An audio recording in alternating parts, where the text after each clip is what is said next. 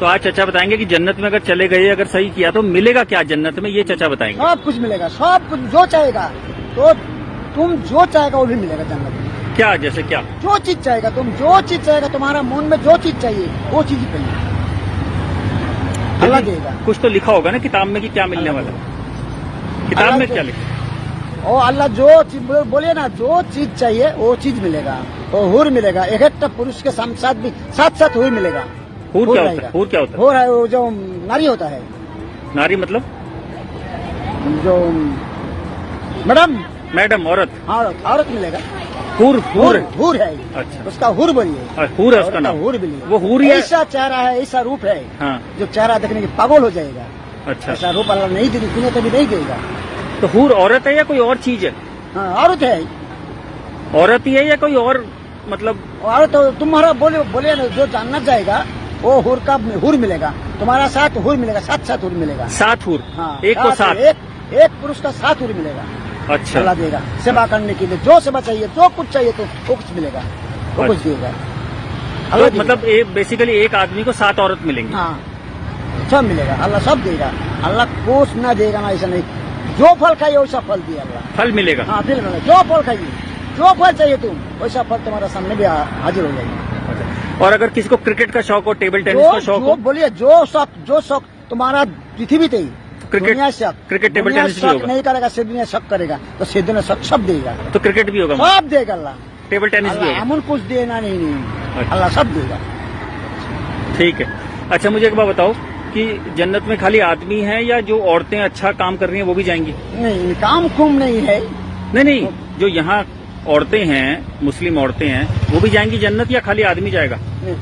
जो जन्नत है काम करे से चाहिए जन्नत। जो मुस्लिम से जन्नत चाहिए नहीं है। नहीं, जो रोजा रखेगा, नमाज पढ़ेगा, अच्छा, वो औरतें भी जन्नत जाएंगी? हाँ देगा। तो औरतों को भी 7 औरतें मिलेंगी या क्या होगा? हाँ, औरत मिलेगा। औरत को भी 7 औरत, जैसे आदमी को 7 औरत? औरत का भी 7 आदमी नहीं, 7 आदमी मिलेगा। औरत को 7 आदमी मिलेगा? मिलेगा। कुरान शरीफ का ज्ञान सबके लिए है, सब मानव समाज के लिए है, किसी जाति विशेष के लिए नहीं है। तो जैसे हजरत मोहम्मद जी को एक जबरील नाम का देवता एक बुराक नाम के जानवर पर खच्चर जैसे बैठा के ऊपर ले गया जन्नत में, और जन्नत में क्या देखा कि बाबा आदम बैठे, हजरत मूसा जी, हजरत ईसा जी, हजरत इब्राहिम, हजरत दाऊद वहां मिले और उनसे मिले वो जाकर के जन्नत में, उनको नमाज पढ़ाई, बाबा आदम से बात करी। तो बाबा आदम और कैसे पहुंच गए? वो तो कब्र में रहने चाहिए थे, क़यामत आई नहीं है अभी। आप दिखाता हूं आपको, ये देखिएगा, ये जीवनी हजरत मोहम्मद सल्लल्लाहु अलैहि वसल्लम, ये यहां से छपी है, देखिएगा। मोहम्मद इनायतुल्लाह सुबहानी, अनुवादक नसीब गाजी फलाई, मकरदबी मकतबा इस्लामी पब्लिशर नई दिल्ली से। यहाँ देखिएगा, जीवनी हजरत मोहम्मद सल्लल्लाहु अलैहि वसल्लम, हिंदी, इस्लामी साहित्य ट्रस्ट, प्रकाशन नंबर 81, सर्वाधिकार प्रकाश का दिन। नाम मूल किताब मोहम्मद अरबी उर्दू से इसकी हिंदी की गई है, ये यहाँ से छपी है, और ये यहाँ से मुद्रक है इसका। अब इसमें आपको ले चलते हैं, थोड़ा सा दिखाएंगे, ज्यादा नहीं, संकेत बहुत है समझदार को। 164 पृष्ठ दिखाते हैं इस पुस्तक के। यहाँ लिखा है कि प्यारे नबी सल्लल्लाहु हजरत मोहम्मद अपने सच्चे साथियों के बीच बैठे, अल्लाह ने उनको जो बड़े बड़ी नेमत दी थी उनका जिक्र करने लगे और बैतुल मकदिस से आकाश पर जाने का हाल सुनाया। वहाँ कुदरत के जो जलवे देखे थे उनको भी बयान किया। आप सल्लल्लाहु ने फरमाया कि इस तरह हजरत जबरील अलैहि मुझे पहले आकाश पर ले गए। वहाँ इंसानों के बाप हजरत आदम अलैहि मिले। उनका हाल यह था कि जब दाईं ओर देखते तो खिल उठते और हंसने लगते, और बाईं ओर देखते तो मारे गम के आंसू भी भर लेते, क्योंकि दाईं ओर उनकी नेक औलाद के कर्म थे और बाईं ओर उसके बद के।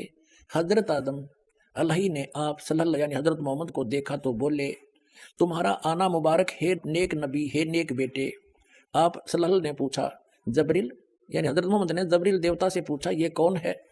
तो उन्होंने जवाब दिया, जबरील ने बताया कि ये आदम अलैहि है, हजरत आदम है, इस सारे इंसानों का बाप।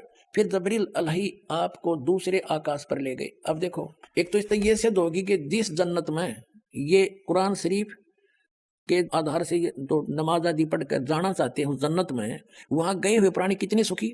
बाबा आदम को ये सुप्रीम मानते अपना, और वो जन्नत में बैठा है, एक बार तो रो रहा है, एक बार हंस रहा है, क्योंकि अब देखो इनकी यह थ्योरी भी गलत सिद्ध होगी कि जब क़यामत आओगी तब बस सारे पैदा किए जाएंगे, इतने इसका वहाँ रहेंगे। अब ये अब आदम की सारी संतान ऊपर जा रही, और ये हजरत ईसा, हजरत मूसा, हजरत अब्राहिम, दाऊद, और ये सारे ऊपर बैठे। अब दिखाते हैं आगे। तो कहने का भाव ये है कि तू वो उस जन्नत ने के चाटे, वहां भी दुखी हो आदम, कभी रो रहा है कभी हंस रहा है, क्या इसी को जन्नत कहते हैं? यह साधना गलत है। जहां ये जाते हैं वो ये काल का लोक है, ये पितर लोक है, और वहां एक तरफ पितर लोक है, एक तरफ स्वर्ग है, एक तरफ नरक है, वो बहुत बड़ा क्षेत्र है।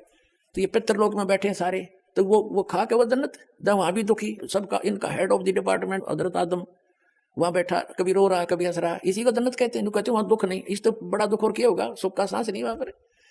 अब ये जन्नत है, इसको जन्नत कहते हैं। देखो प्यारे नबी सल्लल्लाहु अपने सच्चे साथियों के बीच बैठे थे, ये सारा बता दिया उन्होंने। फरमाया कि मुझे पहले आकाश पर ले गया, वहां इंसानों के बाप हजरत आदम अलही मिले। उनका ये हाल था कि जब दाईं ओर देखते तो खिल उठते, स्वर्ग की तरफ देखे तो अच्छी संतान को देखकर हंसने लग जाते, और बाईं ओर देखते तो मारे गम के आंसू भर लेते, क्योंकि दाईं ओर उनकी नेक औलाद के कर्म थे, बाईं ओर बद के निकम्मी के। हजरत आदम अलही ने आप सल्लल्लाहु यानी हजरत मोहम्मद को देखा और बोले, तुम्हारा आना मुबारक हो नेक नबी नेक बेटे।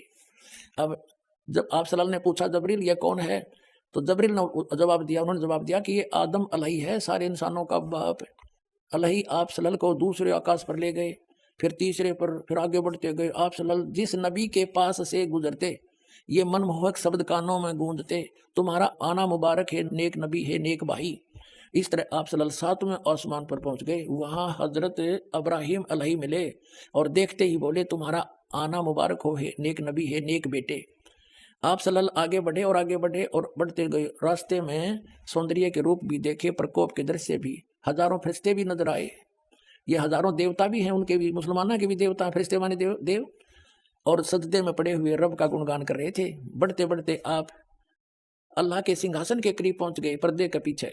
वहां आप सल्लल्लाहु पर और आप सल्लल्लाहु की उम्मत पर 50 नमाज दर्ज हुई। वापस आए तो हजरत मूसा अलही के पास से गुजर हुआ, कहा कि क्या फर्ज हुआ उम्मत पर, उन्होंने देखते ही पूछा। कहने का भाव यह है कि वो 50 नमाज दी, वो पर्दे के पीछे से बोलता ये काल है, कभी सामने नहीं आता किसी के।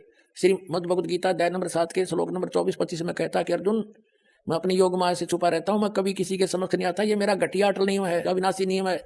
ये पर्दे से पीछे बोल रहा है निराकार, बताओ फिर पर्दे की क्या जरूरत थी, जब निराकार होता तो वो सामने क्यों नहीं आता? भगवान कोई चोर है क्या? वो भगवान तो यहाँ आता है, हमारे साथ साथ फिरते रहते थे। अल्लाहू अकबर, काशी माँ 120 वर्ष रह कर गए, वो हमारे सच्चे भगवान। ये तो गुप्त रहता है, अपना तुम आगे देखो। इसी पर हम चल रहे 165 पृष्ठ पे कि यहाँ देखो, कहते हैं ये 5 नमाजें, लेकिन सवाब इनका 50 का ही है, मेरे फैसले बदला नहीं करते। 5 पर रोक दी नमाज 50 के स्थान, ठीक है। पूरी रात बीत गई और आप सल्लल्लाहु के प्यारे साथी बैठे रहे। ये जो अपनी आत्म कथा जो ऊपर देखा वो बता रहे थे हजरत मोहम्मद जी, वो बैठ देखना। पूरी रात बीत गई और आप सल्लल्लाहु प्यारे साथियों बैठे रहे। आप सल्लल्लाहु ने आकाश पर जो दृश्य देखे थे, खुदा की कुदरत के और जो जो जलवे नजर आए थे, उन्हें आप पूरी दिलचस्पी के साथ सुना रहे थे।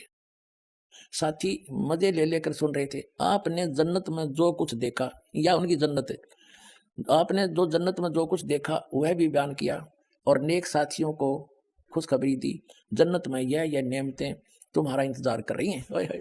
अब और दिखाते हैं 161 पृष्ठ पर देखो, इसी पुस्तक के 161 पृष्ठ पर जीवनी हजरत मोहम्मद के, ये क्या कहते हैं कि प्यारे नबी सल्लल्लाहु, वो बता रहे हैं हजरत मोहम्मद जी, आज रात बुराक नामक एक जानवर आया, उस पर बैठकर मैंने बैतुल मकदस की सैर की। वहां पहुंचा तो नबियों की जमात आई, उनमें अब्राहिम अलैहिस्सलाम थे, मूसा और ईसा अलैहि भी थे। मैंने उन सबको नमाज पढ़ाई। अब सुन ले डॉक्टर जाकिर भाई, मुसलमानों ने अपना विधान अपने आप बना रखे कुरान शरीफ को ना समझकर। अब ये कहते हैं जब सारे कब्रों में दबा दो, दबाते रहो, और तो क्या होगी 4 अरब 32 करोड़ वर्ष जब बीत जाएंगे, जब यह कयामत आवेगी, इतने तो वो उन कब्रों में फंसे रहेंगे, सड़ेंगे पड़े पड़े, एज पर योर रूल। बाकी ये गलत है तुम्हारा मानना। अगर ये नियम फाइनल होता हजरत मोहम्मद जी को, ये ऊपर ले गए हुए सारे नबियों की जमात वहां ऊपर देखा जन्नत में, उनको नमाज पढ़ाई, बाबा आदम मिले, बाबा आदम की सारी संतान वहां नरक में पड़ी कुछ जन्नत में। यह सिद्धांत भी इनका गलत सिद्ध हुआ कि जो बाद में ही सब जीवित किए जाएंगे, ये गलत सिद्धांत है, भ्रमित है। वास्तविकता ये है कि जन्म मरण जो परमात्मा ने आकर बताया ऐसे ही होता है, लेकिन पूर्ण परमात्मा की सत भक्ति करने के उपरांत फिर ऐसे स्थान पर चले जाएंगे जो वहाँ नरक नहीं है, वहाँ जन्नत ही जन्नत है, वो सतलोक है। वहाँ भी मनुष्य जैसा शरीर होगा, लेकिन दूसरा